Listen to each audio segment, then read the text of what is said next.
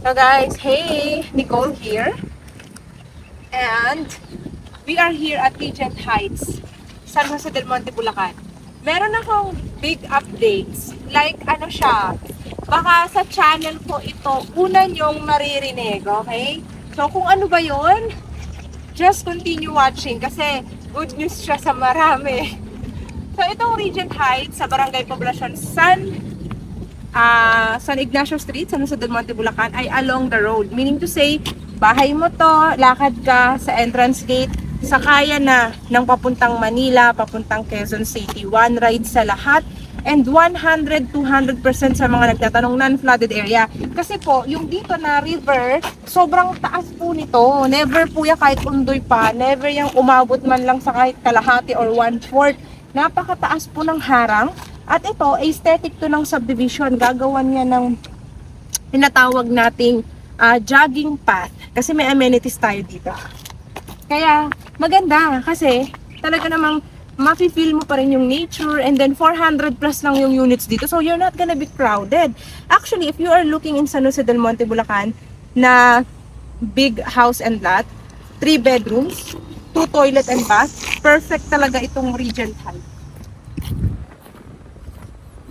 Ibigyan ko kayo ng latest construction update for your information. May mga nakalipat na po dito. Meron tayong soon to be ready for occupancy. Meron tayong pre-selling. So yun po siya. So without further ado, ibibigay ko na sa inyo yung big news ko. Diba? Hindi ko na ba natagalin. Diba? Ang Regent Heights ay Pag-ibig Financing. Alam niyo ba na magkakaroon na kami ng bank financing. So yes, you don't need to have Pag-ibig number, membership whatsoever. Pwede na tayo sa bank. Nakakatuwa, meron lang nagpaas na nagpa-gate and fence sa mga nakalipat na din. So, ano to block 10, 11, 12.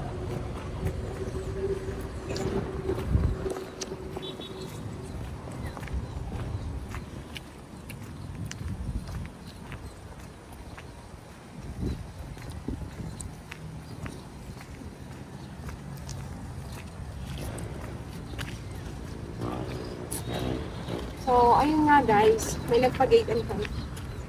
So, yung mga block 12, 13, 14, 15, 16. Kasi minsan may nagtatanong sa akin kung ginagawa na ba yung ibang blocks. Well guys, 14, 15, 16, may, ayun na, ongoing construction na siya.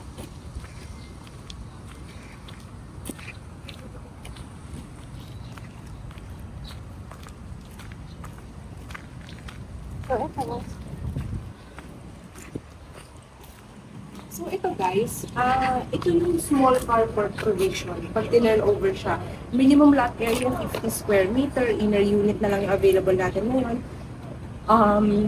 Pwede ka naman magpa-line up kung corner or end. Line up ka lang sa akin. Tapos, ang floor area is 65 square meter, 3 bedrooms, 2 toilet and bath, complete finished turnover. Papakita ko sa inyo mamaya yung model unit, yung dress up, para mas ma-appreciate nyo siya. Kasi itong mga to guys, nakalak lang to. Anyway, marami dito may owners na rin, fast selling project. So, papakita ko sa inyo ngayon yung mapa. So, ngayon, ganito yung status ng mapa natin. Nakikita niyo sa screen. So, yung may mga red na pin, taken na po siya. So, pwede kang mamili dun sa mga wala kang pin, red na pin. Pwede mo yung piliin. So, gusto ko lang sa inyo very quickly i-discuss bago ako mag-house tour sa dress up model, yung ating sample computation kung Pag-ibig yung i-avail mo. So, ito po siya. Pag-ibig sample computation yan siya. Yan. Yung sinasabi ko naman, na bago natin, announcement lang muna, bank financing, hinihintay pa natin yung sample computation ng developer.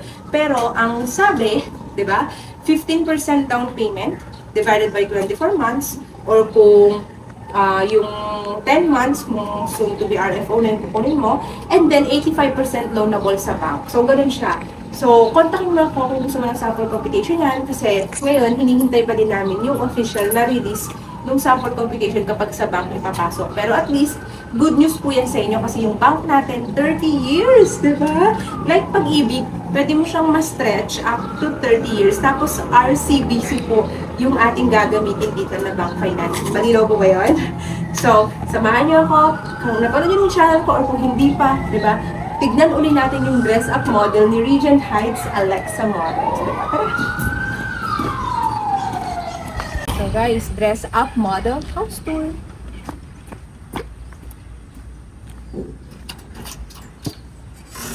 Welcome to Alexa Model, wherein you will have this small hallway pagpasok mo pa lang. Diba? Sabi ko nga, malaki ang floor area, 65 square meter. Tignan mo, look at your living area. Diba? Very spacious. Tapos, 6-seater dining table pa. Imagine, complete finished turnover, townhouse, pero pwede sa big family kasi 3 bedrooms, 2 toilet and bath. Your kitchen area. O, diba? Hindi siya basta straight lang na gano'n, L shape. Tapos, meron ka pa dito, service area. Oh, ang luwag ng service area. Tingnan mo kung gano'ng kaluwag ng service area, guys. Yan, oh. Tapos, ang taas ng partition, ipapa-roof mo na lang yan. Perfect na. Ay, ang gusto ko pa dito, guys, ang toilet and shower ni Regent Heights, malaki. Hindi siya yung tinipid yung size ng CR. Alam mo, sobrang laki niya talaga. Ayan, oh. Tingnan yung shower. Ayan, oh. Yan. So, this is the shower area.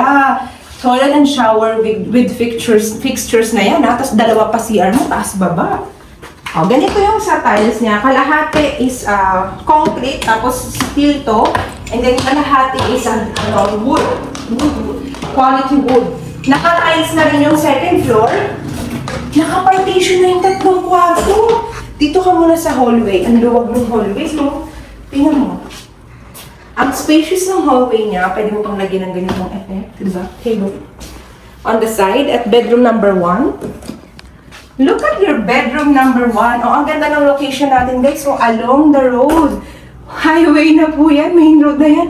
Papuntang QC at Manila na, diba? Pag may big family ka, bedroom number 1 or your home office. Ay, sorry. And then, look at your bedroom number 2. Bedroom number 2, na mataas ang ceiling, kaya pwede kang mag-loft. Bedroom number 2, yan. Pwede pa yung bed bunks. And of course, your master's bedroom. Master's bedroom, double size bed or queen size. Pwedeng-pwede sa iyong master's bedroom. O, diba guys? How did you like the interior design of our master's bedroom na may dalawa ng 2-side table doon? Meron pa ditong space for the table. Oh, kaya nakikita nyo maluwag pa talaga siya. Tapos ito, ipa-customize mo na lang to para sa, customized closet. Don't forget your toilet and bath number 2 mismo sa second floor. Hindi mo na kailangan bubaba. Kahit townhouse yan, may CR ka na sa taas. Ito yung shower niya, guys. So, oh, diba? Saan ka pa? May shower area ka na sa taas. Yan. Alam nyo, mahirap hanapin sa townhouse yung dalawa yung CR. Kaya perfect tong Regent Heights. Tapos ang taas ng ceiling. Pwede kang magpalagay dyan ng chandelier or drop lights. Diba, guys? Look at the view here, oh. From the second floor going here. Kita nyo ba ang kagandahan at ang kaluwagan ng Regent Heights? O, diba, guys?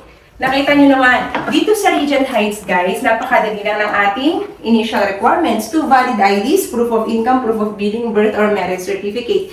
At dito, pwede yung fast turnover, or pwede rin yung pre-selling. So, may options ka ngayon. Pwede na yung pag-ibig, pwede pa yung bank. So, what are you waiting for? Kung gusto nyo humabol, guys, sa few units left dito, strictly, bawal mag-walk-in. No walk-in. So, you have to contact me at least 1 to 2 days before bago ka mag-tripping para ma-assist kita, masamahan kita, at mag-guide kita sa lahat ng mga kailangan mong gawin. At bago ka pa mag-tripping, tatawagan na kita to make sure ma-pre-qualify kita para you don't waste your time, money, and effort. Agree ba kayo sa akin, guys? Kasi sobrang halaga nun, di ba? Kaya naman, If you need anything else, that's my Viber and WhatsApp, 0917-114-2422. Kontakin nyo lang ako, mention Regent Heights, or chat nyo lang ako. Mag-reply ako as soon na makita ko yung message nyo, okay? And syempre, guys, let's have a last look sa ating Alexa model, Regent Heights. Yeah, look at the beautiful Regent Heights Alexa model. Don't forget to hit like and subscribe to my YouTube channel for all updates that you need here in this project. Alright, thank you everyone for watching.